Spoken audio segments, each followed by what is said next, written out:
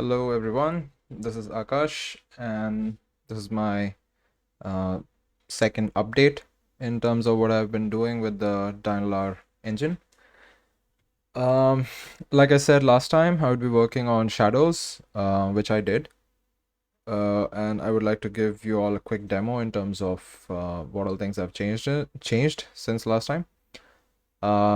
So now the directional light, point light, and spotlight all support shadows. The directional light and spotlight make use of a directional shadow map, which is just a 2D texture, which is populated by basically placing an orthogonal projection uh, and mapping the depth values onto that texture, and then using that texture to basically decide whether or not a shadow should be shown on a particular fragment or rather pixel.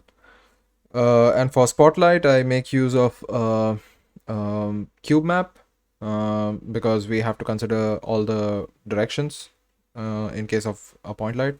So in that case, it becomes a omnidirectional shadow map.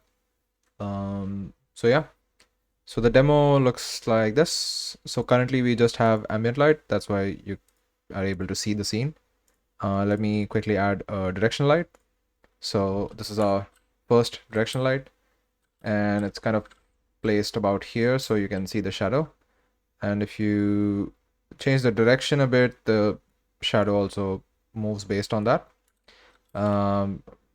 Then we can also add another directional light to see if we actually get two different shadows and they happen to work.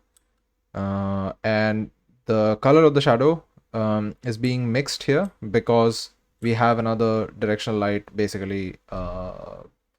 uh, basically filling that shadow with the color. So if we switch off the other one, then we get a black shadow as we would expect. But when we have like a mix of two different lights, then of course we'll get different colors even in the shadows. Then we have, let me turn the directional lights off. Then we have point lights.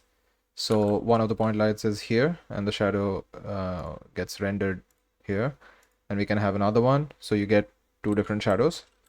Of course, you can move the lights around to kind of see how the shadow reacts to it.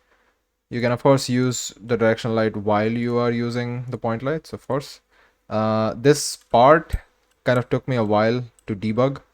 Uh, that was, I mean, I'm not sure where the bug was, to be honest. It was more of a OpenGL quirk where I had to initialize all the texture units with some zero texture value. Else, whenever I was trying to use an array of cube maps and an array of sampler 2D, the shader would just break at runtime, not even at compile time, so it was very hard to debug. Yes, so can turn off the point lights, and we also have spotlight, and the shadows appear as you would expect. We can maybe see how the light reacts based on the direction in which we are placing. And there's also a torch variant of the spotlight, which is basically a light that is attached with the camera. Right, so we can maybe turn this off, and you have like a torch kind of thing going on. And as you would see, if I move the torch left and right, the shadow kind of reacts based on that. Yeah. So this was a fun activity. I think it took me a while to finish this because I'm parallelly working on a Unity project. So this was more like 1 hour a day if possible, and I spent a lot of time on debugging the issue because there was no particular documentation on the topic. So yeah, in terms of code, it was a very nice experience, I would say, in terms of implementation. Because I actually kind of moved a lot of the things that was light related to its own like class and called it light manager. And light manager is kind of responsible for dealing with different shaders that are needed to produce the shadow maps, and assigning the different values, or rather uniforms, in the respective shaders. And it's kind of nice because that kind of gives me the flexibility to kind of make these nice arrangements in my shaders, where for instance I have like a like an array of sampler cubes and sampler 2Ds. These are used for directional maps and these are used for omnidirectional map. And as you can see, this is an array. So I have an index in my spotlight, point light, and directional light, which point to these elements using the index.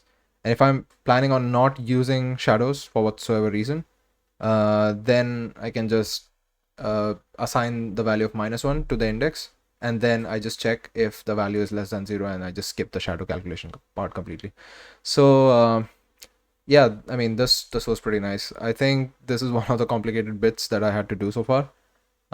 Maybe next up I'll try to do HDR and normal maps, but I also have to do my thesis right now, so I don't know how much time I'll have, but let's see. Uh, so yeah, thanks for watching. And if you have any suggestions or any questions regarding what I'm doing, feel free to post it in my comment section or wherever I'm posting the video. All right. Have fun. See you next time.